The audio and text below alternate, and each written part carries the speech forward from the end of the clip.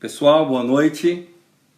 Eu vou falar nesse momento e, como eu tenho dito, eu peço que você separe esse momento para ouvir da palavra, para você estar ligado naquilo que o Espírito Santo de Deus vai dizer aos nossos corações. Desde um tempo atrás, se você perceber comigo, vamos abrir a Bíblia no livro de Mateus, no capítulo 24. Você pode abrir no celular, você pode abrir no tablet, ou papel, não há problema nenhum. O importante é que você abra a Bíblia. Em Mateus, no capítulo 24, diz assim a palavra do Senhor. Versículo. Não, no capítulo 24. Vamos fazer uma recapitulação para que você entenda do que eu vou pregar hoje, ok? Mateus 24. No capítulo de Mateus 24, já acharam, amém? Mateus, capítulo 24, é fácil, Novo Testamento. Mateus 24 diz o seguinte: ele começa o sermão profético, a destruição do templo. Jesus ele vai até o templo com seus discípulos, né? O templo tinha acabado de ser reconstruído, o templo estava novinho, e ele então vai no templo e ele começa a falar sobre uma visão profética. Ele começa a falar sobre o princípio das dores, no capítulo 24, versículo 3. Logo no capítulo 24, versículo 15, ele fala sobre a grande tribulação. E ainda no capítulo 24, versículo 29, ele fala a vinda do Filho do Homem. Ou seja, o capítulo 24, ele fala sobre a volta de Jesus. Ele mesmo começa a pregar sobre a volta de Jesus, sobre a sua volta. Ele começa a mostrar para os seus discípulos como seria a sua volta, porque Jesus ele entra em Jerusalém, já é o momento final, ele sabe disso, que ele está entrando no final. Ele começa então a dar alguns alertas. Estão entendendo? Capítulo 24 de Mateus é o momento final. Jesus está entrando em Jerusalém. Ele entra em Jerusalém, ele vai no templo e ele começa a falar com os seus discípulos dos momentos finais de tudo que vai acontecer ali. Do que vai acontecer nos momentos que antecedem a volta dele. Os discípulos fazem perguntas para ele, como é que vai ser esse tempo, e quando eu vou estar ministrando aqui em breve um estudo sobre Apocalipse, vou fazer live sobre Apocalipse. Então você fica ligado aí. Eu vou fazer o estudo de Apocalipse aqui para abençoar você. Nós estamos sem escola dominical, é a forma de você aprender, e você e também tem em casa na nossa página. Nós temos a página agora que é Aconselhando Vidas. Todos esses vídeos estão lá, você pode ver, você pode rever. Também lancei um videozinho pequenininho sobre os 7 passos para alcançar a sabedoria. Tudo para fortalecer você nesse tempo de quarentena. E também depois. Então Jesus no capítulo 24, ele fala sobre como seriam os dias logo depois, ou como antecedem a sua volta. Os discípulos ficam apavorados porque ele está falando sobre tribulação. Mas aí ele começa a dar alguns alertas para os seus discípulos. Preste atenção, é aí que eu quero chegar. Ele começa, além de falar de tudo como vai ser o princípio das dores, as lutas, ele começa a dar um alerta para os discípulos. E ele fala sobre, no capítulo 24, versículo 32, ele fala sobre a vigilância, a parábola da figueira. Ainda no 24, no 40, ele fala sobre o bom servo e o mau servo. Ou seja, ele começa a dar um alerta para os discípulos, dizendo assim, conserta a vida, hein? Conserta a vida. É esse tipo de pessoa que vai estar no céu. E depois ele fala sobre a parábola das 10 virgens, lembra? E daí eu comecei a falar com vocês. Eu já falei no domingo passado sobre a parábola das 10 virgens. Falei sobre o servo que ele confiou os talentos, que foi a parábola dos talentos, do capítulo 25. Quer dizer, no 24 ele fala sobre como seriam os últimos tempos. No 24 ele começa a exortar ao povo o que você, como eu e você deveríamos ser, como eu e você deveríamos agir, como eu e você deveríamos vivenciar a fé, a nossa responsabilidade com a fé. Então, ele pega ali naquele momento, ele, além de falar como seria o final dos tempos, ele exorta aos seus discípulos qual seria a postura que eles deveriam tomar, de entender que Eles eram servos que teriam a responsabilidade de levar a palavra, de viver a palavra, das virgens que deveriam ser prudentes, do talento que deveria ser multiplicado, da figueira que deveria ser cuidada, a figueira sem fruto. E ele começa a exortar. Então eu já falei sobre as virgens, eu falei sobre o talento, eu falei sobre os servos. E hoje, mesmo dentro desse padrão, entendeu? Jesus ele coloca esses ensinamentos no momento final da sua volta. Então ele dá essas exortações no momento final. Ele fala, olha, as prudentes são assim, olha, o talento é assim, olha, vocês são os servos que eu confiei a vocês a obra. E hoje nós vamos ler um texto nesse mesmo período, que é Mateus 26. Vocês entenderam? Amém? Eu vou fazer uma recapitulaçãozinha. 24, Jesus entra em Jerusalém e começa a exortar sobre o final dos tempos. E depois ele começa a exortar como eu e você deveríamos ser. Qual é a nossa atitude, como nós deveríamos agir, como deveria ser o nosso comportamento. Ele fala dos talentos, já preguei. Ele fala sobre as virgens prudentes e as nécias, também já preguei. Ele fala sobre nós temos os servos que deveríamos ter responsabilidade, também já preguei. E hoje eu vou dar continuidade sobre esse momento de Jesus, ainda no final, ele exortando os tempos finais. E nós vamos falar sobre um texto muito sui generis, muito interessante, que chama muito a minha atenção, um texto que é muito interessante porque ele é tão dos tempos de Jesus, mas ele é um tema tão atual. Mas eu não vou ler em Mateus, eu quero ler com você no Evangelho de João, essa história. Nós vamos ler no Evangelho de João, no capítulo 12 de João. Eu vou esperar você abrir. Evangelho de João, no capítulo 12. Entendemos então? Amém? Mateus 24, Jesus ele fala sobre o final dos tempos e fala como deveriam ser as pessoas que suportariam e como elas deveriam viver nos tempos finais. Ele fala dos talentos que deveriam se multiplicar, ele fala da prudência que nós deveríamos ter, ele fala que nós somos os servos que nós temos que pregar, e hoje eu vou falar mais um tema que Jesus pregou exatamente nesses momentos finais da sua estadia aqui em Jerusalém, na terra. Ele aproveitou e falou. Olha o que ele falou em João, Evangelho de João, no capítulo 12, versículo 1. Bom, diz assim em João, no capítulo 12, do verso 1 ao verso 8. Jesus ungido por Maria em Betânia. Isso está em Mateus 26. Não é uma história... Só que João, ele dá mais detalhes, porque João estava lá. Ele fala assim, ó, 6 dias antes da Páscoa, ou seja, na Páscoa Jesus foi crucificado, né?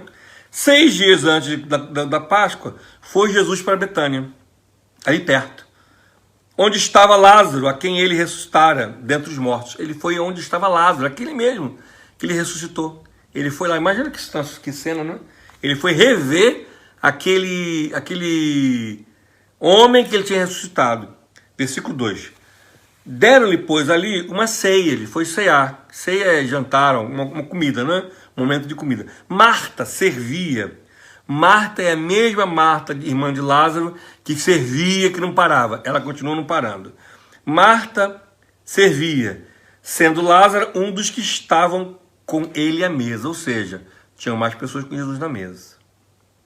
Então Maria, tomando uma libra de bálsamo, de nardo puro, muito precioso, ungiu os pés de Jesus e os enxugou com os seus cabelos.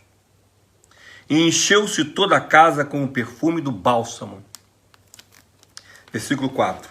Mas Judas Iscariote, um dos seus discípulos, o que estava para traí-lo, disse: por que não se vendeu este perfume por 300 denários e não se deu aos pobres? Isto, disse ele, não porque tivesse cuidado dos pobres, mas porque era ladrão e, tendo a bolsa, tirava o que nela se lançava. Jesus, entretanto, disse: deixai-a, que ela guarde isto para o dia em que me embalsamarem. Porque os pobres sempre os tendes convosco, mas a mim nem sempre me tendes. Espírito Santo de Deus fala nessa noite, tira todos os empecilhos pela autoridade do teu santo nome que nós oramos. Amém. Então, como eu já expliquei, eu quero explicar para que você entenda, Jesus está pregando nos momentos finais, já na Páscoa ele vai ser crucificado, nos momentos finais ele está pregando, ele fala sobre como seria a sua volta, e ele orienta o povo, o seu povo que andou com ele, como eles deveriam andar. E acontece em vários momentos. Ele fala sobre os talentos, ele fala sobre as virgens, ele fala sobre a figueira, e aqui ele vai na casa de Lázaro, um amigo dele que ele ressuscitou, imagina, essa casa, esse jantar, um jantar extremamente espiritual, um encontro extremamente espiritual, deve ter sido abraços e louvores e cânticos. Eu imagino que as pessoas ao redor devem ter ficado extremamente emocionadas. Aliás, falando sobre isso, é muito gostoso quando eu tenho a oportunidade de me encontrar com pessoas que têm uma experiência espiritual. Sabe por quê? Elas falam do Espírito, elas andam do Espírito, elas são pessoas que agregam valores. Ela não é uma pessoa tóxica. A pessoa tóxica é aquela que sempre tem um veneninho, sempre tem uma palavra negativa, cruel, ela tem sempre uma palavra ruim para nos dizer, às vezes até em brincadeira, às vezes até no gesto, mas o que sai dessa pessoa, ela é venenosa. E me espanta muito como muitas pessoas que cantam louvores na igreja, que cantam, que pregam, ou que cantam, que vivem o evangelho, que estão na igreja, mas não se dizem evangélicos, mas tem uma boca tão ácida, uma atitude tão negativa, uma atitude tão contrária à essência do evangelho. E eu confesso para os irmãos que eu tenho receio, eu fico com medo, não é com medo, eu me afasto, é muito ruim você lidar com pessoas que você não pode desarmar, que você não pode sentar, que você não pode compartilhar da fé, que você não pode dar aquele abraço e sentar e poder colocar as armas de lado, que nós todos andamos armados na guerra espiritual, não é? E o prazer de reencontrar alguém que vai te dizer uma palavra. E é gostoso quando eu chego aí no Brasil e eu recebo um abraço de um irmão que diz: bem-vindo, que bom que o senhor está aqui, que bom que o senhor largou a família, que eu estava lhe esperando em oração, eu tenho orado pelos seus filhos. É bom reencontrar o povo de Deus. E a igreja sabe que a música, uma das músicas que eu mais amo, o autor da minha fé, e eu canto, eu choro quando eu imagino rever amigos que um dia em Cristo foram feitos meus irmãos, e eu imagino esse reencontro, o reencontro do povo de Deus, porque o povo de Deus ele tem a sua palavra, a sua atitude, é uma atitude gostosa.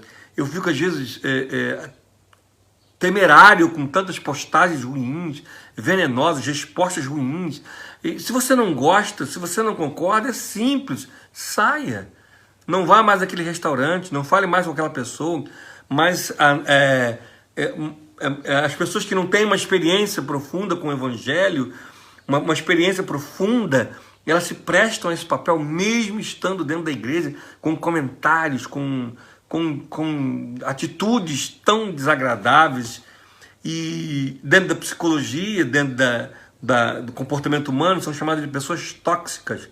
E temos diversos livros que relatam sobre pessoas tóxicas. São pessoas que, quando sentam, elas trazem veneno na boca, na brincadeira, no gesto, no abraço. Um mal-estar. E as pessoas se afastam, e aí ninguém entende por que não me chamam, por que não falam. E, enfim, não é porque a pessoa tóxica é uma pessoa tóxica, é uma pessoa ruim. Por isso que eu orei, porque eu li aqui um artigo, desde a primeira semana, que imagina aquele marido que é tóxico, que a mulher agradece quando vai embora para o trabalho, não é? E ela também vai para o trabalho, e agora tem que estar com aquela pessoa que reclama da vida. Gente, eu vi umas fotos, eu não gosto nem de dizer aqui nesse momento, eu vi uma foto de uma mulher que ela tem, uma jovem, 28 anos, ela tem alergia a sol, ela não pode ter, é brasileira, ela, que Deus tenha misericórdia da vida dela, que o Espírito Santo de Deus fortaleça a sua casa. E ela não pode ter nenhuma claridade, o corpo dela é todo tomado de pontos pretos que são tumores. E ela não pode operar, enfim, é muito complicado, e ela já está toda cortada, e ela tem um namorado que a ama, porque ama o seu interior, e ela colocando a alegria de viver, e tantas pessoas que você tem tudo, você, não é? Você tem tanta coisa, mas reclama, e fala mal, e tudo é muito ruim, é muito complicado abraçar e estar com essas pessoas, ou ter um momento que você possa estar ali com aquela pessoa. Eu confesso para os irmãos que eu aprendi com a experiência da vida a estar com todo mundo, mas todos nós gostamos de estarmos num lugar onde somos respeitados, mesmo com as diferenças, porque todos nós somos muito diferentes. Eu sou diferente da minha esposa, nós hoje, com muitos anos de casado, mas mesmo assim nós somos pessoas diferentes, e o respeito e o cuidado com a palavra, o cuidado com a agressividade, o cuidado com a palavra ruim. E é muito ruim encontrarmos com pessoas assim. Mas eu imagino o encontro de Jesus com Lázaro. Meu Deus, deve ter sido um encontro sensacional. Imagina o encontro de Jesus com Lázaro. E se Jesus foi na casa de Lázaro, nessa circunstância dos momentos finais, isso indica que ele sabia que ele estava indo numa casa de pessoas que iriam confortá-lo, de pessoas que iriam estar com ele, pessoas que iriam edificá-lo. Muitas vezes eu mesmo preciso de palavras de força para liderar o povo, para uma oração, e o que eu desejo é um abraço. Pastor, estamos juntos. Pastor, nós vamos conseguir. Pastor, nós vamos estarmos juntos. Então, a pessoa tóxica é ruim estar perto. Então, o encontro de Jesus com Lázaro deve ter sido um encontro maravilhoso. Encontrar com Lázaro deve ter sido revigorante. Existem pessoas que nós encontramos e agora que é revigorante, que vai trazer palavra de bênção, que vai trazer palavra de força, que vai trazer palavra de conforto. E essa pessoa tem que ser você. Você tem que ser essa pessoa nesse momento. Você precisa ser essa pessoa. Por isso que Jesus ele coloca esse momento, o momento final. É você quem tem que ser o Lázaro, o que estava morto, mas que hoje vive. Você tem que trazer a palavra para aquele que é negativista, para aquele que é tóxico, para aquele que reclama, para aquele que está depressivo. Você é que precisa abraçar e trazer uma palavra de conforto. Agora, você imagina o encontro de duas pessoas que têm a mesma visão. É uma festa, é uma delícia encontrar com pessoas que professam a fé, que vivem a fé. E foi esse encontro. Jesus ele se encontra com Lázaro. Vai rolar uma comida, aliás, vemos aqui que desde o tempo de Jesus, já os crentes se encontram para comer, né? Já rolava uma ceia, não imagina um banquete, Jesus ali, Lázaro tinha ressuscitado, imagina do lado de fora, imagina, não está no texto bíblico não, tá? Mas impossível, Jesus já levava uma multidão, e Lázaro ressuscitado, já tinha ressuscitado, imagina, o encontro dele deve ter sido assim, fechou tudo e deve ter sido um encontro fantástico, que na realidade é o que nós vamos ter no céu, encontros fantásticos, tipo de rever pessoas que venceram, e também é delicioso encontrar com pessoas que eu posso rir, que eu posso orar, que eu possa brincar, e você também, que é um momento muito especial. Jesus se encontrou com Lázaro, eles devem ter trocado tantas conversas na mesa, imagina, Jesus na nossa mesa, e ele está conosco, e eu quero dizer para você, nesse momento, eu fiz uma música para minha família, e eu falei assim, Emmanuel conosco está, reinando em nossos corações. Ele está aqui nesse momento. Ele está aqui nesse instante. Ele está nesse instante aqui no nosso meio, e ele continua falando conosco da mesma maneira. E naquele momento, Marta, ela está servindo, não é? Marta é a irmã de Lázaro. Marta, irmã de Lázaro, de Maria, está servindo. E Jesus está ali com Lázaro, um encontro maravilhoso. Imagina, gente. Já falei isso, mas deve ter sido um encontro. Oh, que maravilha, mano, entrar com Jesus. Jesus chorar quando soube da morte dele. Jesus chorou, E aí Jesus, ele imagina, né? A pastora Marta cumprimentou muito bem. Esse homem, Jesus chorou quando Lázaro morreu. Esse homem, né? Para fazer Jesus chorar. Ficar e falou assim, ó, calma que eu tô chegando lá, né? Enfim, eu tô chegando. Jesus, ele se locomoveu em direção de Lázaro. Um encontro fantástico. E é maravilhoso quando nós temos essa oportunidade.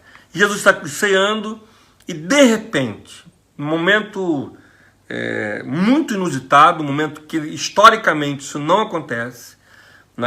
As relações entre homens e mulheres até hoje no Oriente Médio é uma relação diferente, é uma relação diferente da relação que nós temos no Ocidente.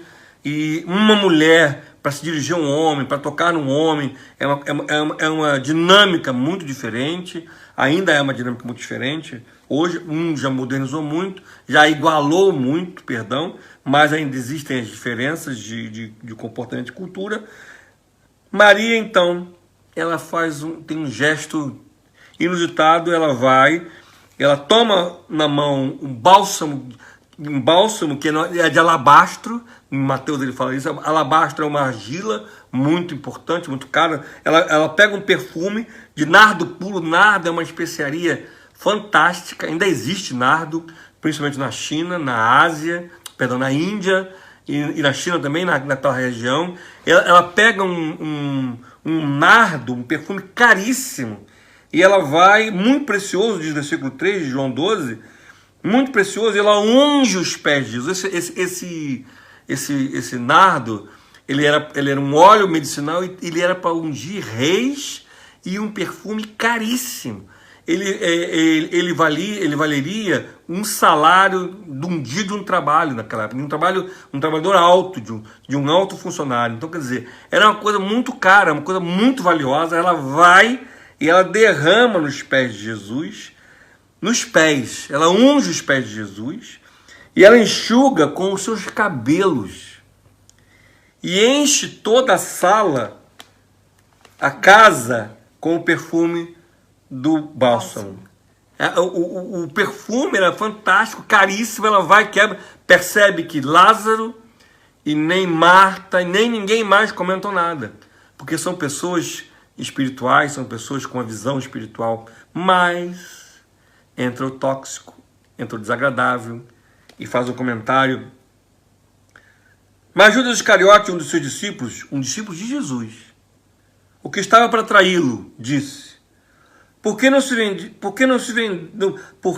vendeu esse perfume por 300 denários e não se deu aos pobres? Em Mateus diz que outros discípulos também falaram: por que não vendeu isso? Por que você fez isso? Por que você gastou esse perfume? E esse comentário, ele é atual, porque até hoje eu escuto a mesma coisa. Por que você deu o seu melhor tempo para Deus? Por que você está na igreja servindo as pessoas? Você já ouviu isso também? Por que você vai no Brasil servir?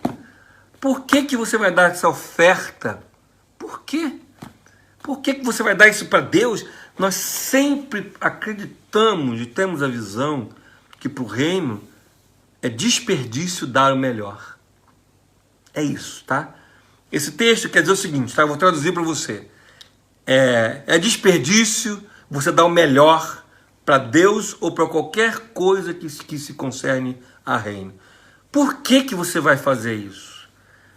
Você pode dar qualquer coisa para o reino. Você pode fazer qualquer coisa para o reino. Essa mulher, ela pega o melhor dela. Ela pega o melhor perfume.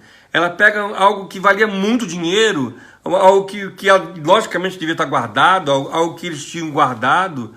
E ela lança aos pés do Senhor, e no ato de humilhação ela enxuga aos pés do Senhor com o cabelo.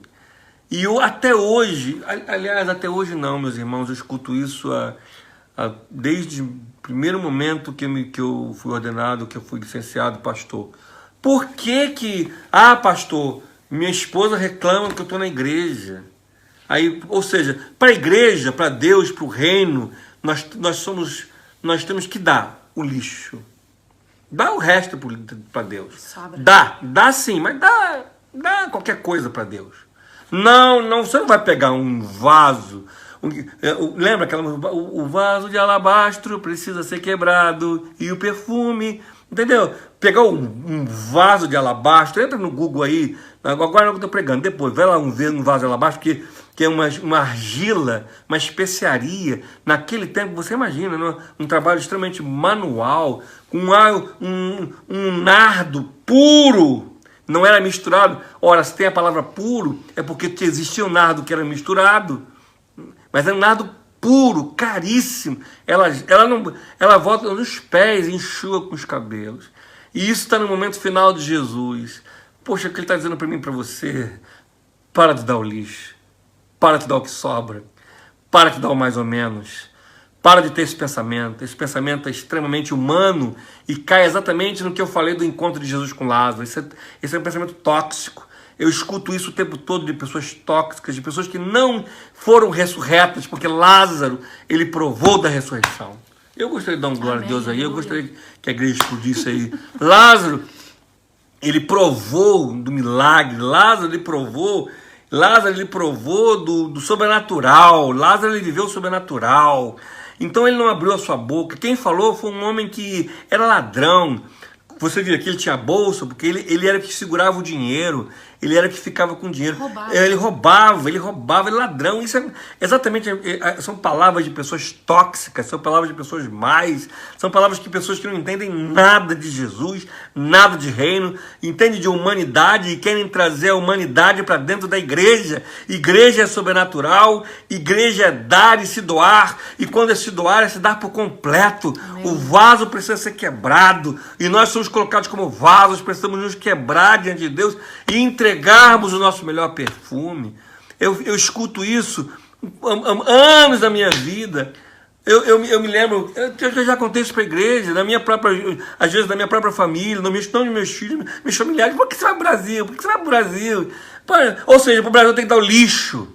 Para a obra tem que dar o lixo, para a igreja tem que dar o lixo, é o que sobra. Sabe quantas vezes eu vi na minha cara, eu disse, por que está fazendo isso? Qual é o seu interesse? Porque na realidade, se você está dando o nardo puro, é porque você tem interesse para ganhar mais nardo puro. Entende? É isso. É para essas pessoas, é ter interesse, é puxa-saquismo, é quer aparecer, quer isso, quer aquilo. E não é isso, meus irmãos. E triste de quem faz a obra, como foi Ananias e Safiras, que foi para aparecer. Aí é muito triste. Aí é lamentável alguém que faz alguma coisa para aparecer. E aí é lamentável demais isso. Mas não é o caso aqui. Entende? E Jesus, eu vou repetir, Jesus está falando isso aqui, depois do capítulo 24 de Mateus, se você vê a cronologia, ele fala de como seria a sua volta, e ele começa a dar alertas, olha, dos talentos, olha, o prega o evangelho, olha, as virgens, entendeu? E aí ele vem com essa história, a mulher que vai, que quebra algo puro e que dá o melhor. Para com isso, para de dar o resto para Deus. Para hoje em dia nós temos até dificuldade, igreja, de falar de dízimo, porque sempre nos associa com roubar. O dízimo só é bem encarado quando for para receber alguma coisa. Nada, é para você dar e dar o seu melhor. Se entrega, se posiciona diante de Deus, deixa Deus fazer o que Ele faz, Ele é maravilhoso. Mas quando Ele olha nos nossos corações, Ele vê vasos quebrados que entregam o melhor. Agora, você retém o melhor para você e quer dar o melhor, o resto, o lixo para Deus? É isso mesmo. E você acha que aí que é uma relação de confiança? É uma relação tóxica. É uma relação egocêntrica. É uma relação egoísta. E como eu preguei no domingo, você precisa estar cheio do Espírito, com tua lamparina cheia do Espírito Santo de Deus, vigiando. Vigia, meu irmão. Vigia. Para. Você vai fazer alguma coisa? Faz o teu melhor. Se entrega do melhor em todas as áreas, em todas elas. É quebrar e fazer o melhor. E ofertar o melhor do seu tempo, o melhor do seu dinheiro, o melhor da sua missão. Para com isso. Que pensamento horrível que nós hoje pairamos. Que para a igreja e para Deus é o resto. É o que resta. Não tem, então eu vou dar o resto. Não, eu não posso, eu vou dar o resto. Eu já falei isso, mas eu quero explicar até que você entenda. Aquela mulher lá de Elias, que ele chegou e pediu, me dá o resto da tua farinha, está acabando. Ela ia acabar a farinha. Quando ela começou a dar a farinha, nunca mais faltou. É assim que funciona, é assim que as coisas acontecem. Em relação a dinheiro, em relação à nossa vida, em relação ao nosso tempo, em relação à nossa palavra, em relação a tudo. O que o Senhor quer de nós é que você e eu nos entreguemos por completo e não por inteiro. E muitas vezes nós culpamos os outros. Ah, pastor, eu não fiz porque meu esposo diz que se eu fizer eu vou ser assim, assado. Ah, conversa fiada, né? Me perdoe, meu irmão. Você que tem uma experiência com Deus sabe que precisa se entregar por completo. E que muitas vezes vai desagradar a A, B, C ou D. É isso mesmo. A sua relação com Deus é a sua relação com Deus. E quem não entende, isso não justifica ninguém, nem esposa, nem esposo, nem nada justifica a sua relação de entrega diante de Deus. Eu vou entregar menos porque a minha esposa, ela reclama, então eu tenho que entregar menos tempo, entendeu? Eu vou dar menos tempo para servir. Você está entendendo? Porque ela está reclamando. Uma conversa fiada. O que o Espírito Santo de Deus pede para nós nessa noite é uma entrega de corações quebrantados que ofertam tudo. Agora, quem reclamou? Mequetrefe. Quem reclamou? Mequetrefe, um ladrão, né? São ladrões de alma, são pessoas tóxicas. Mas Judas Iscariote, um dos seus discípulos, o que estava para traí-lo, versículo 4, disse: por que não se vende este perfume por 300 denários e não se deu aos pobres? Não é assim que você escuta? Por que você vai na igreja fazer isso e você não faz assim? Sempre coloca uma coisa para interesse pessoal. E isto disse, no versículo 5, não porque tivesse cuidado com os pobres, mas porque era ladrão e tendo a bolsa tirava o que nela se lançava. Jesus, entretanto, disse: deixai-a, que ela guarde isto para o dia em que me embalsamarem, porque os pobres sempre os tendes convosco, mas a mim nem sempre me tende. Em Mateus ele diz mais, ele diz assim: aonde o evangelho for pregado, o que essa mulher fez vai ser anunciado. Jesus disse que ele coloca uma honraria, ele coloca a honra para as pessoas que entregam a vida. E nós dois, e eu e vocês todos que estamos vendo aqui, ouvimos de tantos testemunhos de pessoas que se entregaram, que se colocaram, que se permitiram, e como Deus honrou a vida daquelas pessoas. O Senhor não quer um relacionamento com você de interesse. O Senhor não quer um relacionamento de você que você se relacione com Ele porque você agora quer livramento do corona. Ou você se relaciona com Ele, você vai dar o seu tempo, a sua vida, porque você... Não é isso que o Senhor quer de você. Ele quer que você se quebre. Essa mulher, ela ofertou o melhor que ela tinha. O Senhor quer que você nessa noite oferte o melhor e não mais o resto. Para com isso. Repetindo, o Senhor fez esse alerta nos tempos finais, hein? Entendeu? Esses alertas das parábolas dos talentos, a mulher que ungiu os pés de Jesus, as virgens dos tempos finais. Ou seja, são essas pessoas que vão na realidade se encontrar com Ele. Pessoas egoístas, centradas em si mesmo, que dão para si mesmo tudo e para a obra o resto, o que lhe interessa, é absurdo. E acreditar que isso constitui uma relação é uma relação de roubo, é uma relação tóxica. Talvez você nessa noite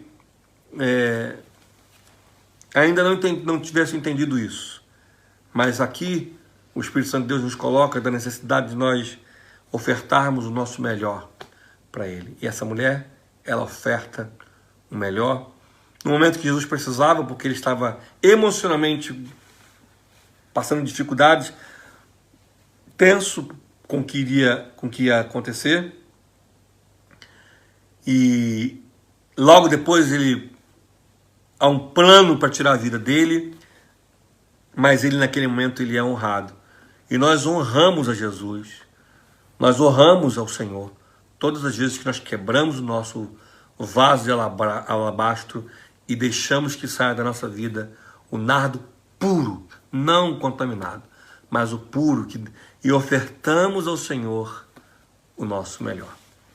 É o que o Espírito Santo de Deus quer para mim e para você nessa noite.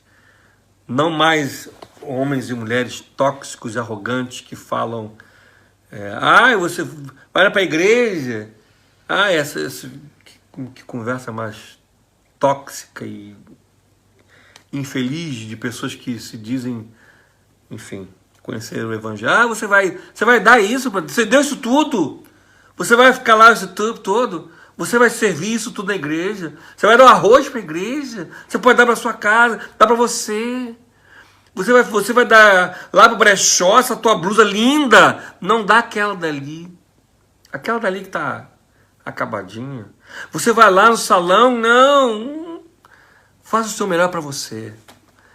Meu irmão, isso está longe de constituir evangelho e transformação. Que o Espírito Santo de Deus nessa noite possa encontrar em nós homens e mulheres que ofertam o melhor de si para Deus. Homens e mulheres que têm a coragem de quebrar o vaso de alabastro nos pés do Senhor Jesus e honram por que Ele tem feito. Eu quero encerrar com o pensamento seguinte. Por que essa mulher quebrou esse vaso de alabastro nos pés do Senhor Jesus? Por nada não. Ele só ressuscitou o irmão dela. Que se você ler o texto, ela e a irmã estavam chorosas porque elas perderam o seu irmão. Elas estavam acabadas porque perdeu o irmão. Elas estavam tristes porque perdeu o irmão. E Jesus, quando encontra com ela, gente, eu tem certos textos bíblicos que eu fico muito mexido, entendeu? Ela imagina, Jesus vai de encontro para duas irmãs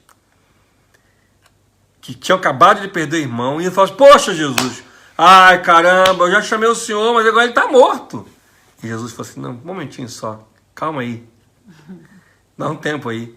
E imagina chegando assim, imagina a multidão, ele tira a pedra aí, ele diz, Lázaro! Então, Jesus ele vai ao encontro de novo dessa família, e essa família tinha muito que agradecer, não é? Por isso que ela dá o melhor. Eu não sei você, eu tenho o desejo de entregar sempre o melhor da minha vida, por tudo que o Senhor tem feito na minha vida. Gente, meu Deus, eu não sei o que seria da minha vida se eu não tivesse ressuscitado. Que eu estava morto. Eu e você. Mortos. E já falei isso na igreja, naquele filme Eu Vejo Mortos, né? Eu não sei o que seria da minha vida se eu não tivesse experimentado o evangelho que transformou a minha alma e eu posso estar com a minha esposa e, meu Deus, meus filhos aqui no domingo. Qual o preço? Eu quero saber que você me diga qual o preço. Eu quero que você me fale o preço dos meninos cantarem, louvarem com a minha esposa, minha norinha. Qual o preço? Tem preço isso? Isso paga? Tem valor isso? Tem valor um homem perdido? E não tem, não. Por isso, então, que Marta está servindo a Jesus. Lázaro, ele está tendo uma conversa maravilhosa. Olha que cenário. Lázaro conversando com Jesus e Jesus pregando para ele que não está aqui, porque o próprio João disse que não teria como caber na Bíblia, não é? Não teria tudo que Jesus fez. Ele conversando ali com Lázaro, imagina, meu Deus, que conversa doida, maravilhosa, porque Lázaro já sabia que ele era Deus mesmo, que ele ressuscitou. E aí vai a irmã e quebra um vaso e diz ali, unge os pés de Jesus com um ato assim, minha família está aqui porque o Senhor operou um milagre. Aí eu gostaria de ouvir um glória a Deus aí. E meu Deus, né? Minha família está aqui porque o Senhor fez um milagre na minha casa. E vê a tua vida como é que tá. Continua assim, roubando de Deus, continua vivendo assim. Vai. Vê o desequilíbrio. Tem dinheiro, não tem a casa destroçada. Tudo é um cobertor pequeno para cobrir um corpo grande. Só quando nós entregamos o nosso melhor diante de Deus só quando nós nos colocamos diante do Senhor e quando nós ofertamos o melhor para Deus e nós colocamos a nossa vida diante de Deus e paramos de ofertar o resto para Deus, é que nós começamos a ver o sobrenatural daquilo que não se compra. Muitas pessoas me dão testemunho de coisas compráveis. O fulano virou fulano, está ganhando dinheiro, está ganhando aquilo. Eu quero dizer para vocês que eu gosto de ouvir testemunho de vidas equilibradas, sadias e vidas que vivem em paz. No corona, sem corona, dinheiro, sem dinheiro, e vivem em Deus. Que Deus abençoe a sua vida nessa noite. Eu gostaria de estar falando aqui por mais 500 horas, mas está aí. O vaso de alabastro precisa ser quebrado e ofertarmos o nosso melhor diante de Deus. Lembrando a vocês, eu já frisei isso aqui umas 10 vezes, Jesus, no capítulo 24 de Mateus, ele fala sobre a volta dele. Depois da volta dele, ele fala e dá orientações à igreja.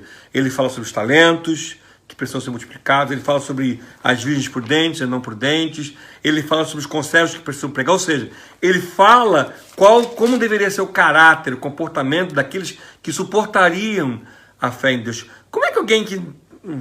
Eu vou continuar repregando aqui, que não quebra o vaso lá abaixo, vai suportar o quê na vida? Vai reclamar, que é tudo para mim, enfim, não funciona. O Espírito Santo de Deus abençoe a sua vida. Talvez você esteja pensando assim, ai pastor, eu queria ouvir uma palavra de força. Já falei aqui com o senhor nosso pastor, já falei sobre não ter medo do rei Josafá, mas eu preciso preparar você para os tempos finais. É esse coração que eu desejo e amo encontrar quando eu vejo irmãos que não têm amor às coisas e se entregam para o Senhor, entregam o seu tempo. Nossa, é uma delícia. Eu falei para vocês, encontrei com o pastor Cláudio, um homem no avião, nunca tinha encontrado, nunca vi esse homem na minha vida. E nós falamos o voo inteiro, e nós falamos do reino, né? Pastor e não pastor, e nós falamos, é tão gostoso, meu Deus, ele colocando quando começou o ministério, eu colocando como comecei o ministério, e que nós entregamos o tudo, e como Deus moveu, e muitas pessoas falavam das suas glórias financeiras, e nós estamos compartilhando das glórias e dos milagres de Deus. Amém. Que você possa quebrar o seu vaso de alabastro nessa noite, está aí dentro. O mais precioso está dentro da sua vida. Quebra e dá o seu melhor. Qual o seu melhor? Entrega para o Senhor nessa noite, em todas as áreas da sua vida. Bom, eu vou estar orando por sua vida nesse momento, e eu não quero que você tenha culpa não, mas eu quero que você avalie seu coração nessa noite, amém? Vamos orar ao Senhor. Obrigado, meu Deus e meu Pai, por estarmos aqui nessa noite. O Senhor que sonda os corações e não há distância para o Senhor, porque o Senhor está lá, o Senhor está aqui. O Senhor está em todos os lugares. O Senhor é onipresente. E nos ensina nessa noite a quebrarmos por completo e quebrarmos o que é mais precioso e entregarmos o que é mais precioso para o Senhor. Nos ajuda a ter esse entendimento sempre. Nos ajuda a vivermos nessa posição sempre. De gratidão a tudo aquilo que o Senhor tem feito nas nossas vidas. Muito obrigado, Senhor. Espírito Santo de Deus, nos dá uma noite na Tua presença, nos guarda e nos faz refletir ao longo do dia sobre essa palavra. Em nome de Jesus. Amém. Que eu vou te abençoar nesse momento, em nome do Senhor Jesus. Amém, Senhor. E que você reflita amanhã quando for tentado a dar o resto para a igreja, não é? Sempre o nosso pensamento, o de muitos, para a igreja. Para a igreja. Quero te abençoar nesse momento. Espírito Santo de Deus, aquele que vive, aquele que reina. Nós queremos nessa noite colocar as nossas vidas no teu altar e pedir que o Senhor vá dentro de nós. Amém, Senhor. E veja em nós se há algum caminho mau. Nos ajuda, Senhor, a entender a Tua palavra que é viva para os nossos corações. Nos ajuda, Espírito Santo de Deus, a nos quebrantarmos diante de Ti. Amém, Senhor.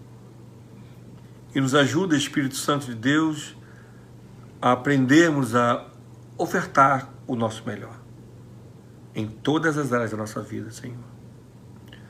O melhor do nosso tempo, o melhor da nossa disposição. Espírito Santo de Deus, guarda cada vida, cada um nessa noite. Tira a culpa e traz transformação e revelação. Que o Senhor te abençoe, que o Senhor te guarde. Amém, Senhor. Que o Senhor faça resplandecer o seu rosto sobre ti e tenha misericórdia de ti. Que o Senhor abençoe a tua entrada e a tua saída, e onde colocar a planta dos seus pés seja local sagrado. Eu te abençoo nesta noite como ministro e sacerdote do Senhor. Em nome do Pai, do Filho e do Espírito Santo. A igreja abençoada diz... Amém. Não, amém aí, povo. Amém. Fiquem na paz do Senhor Jesus. Um beijo para todo mundo. Dá um beijinho, mamãe. Beijos.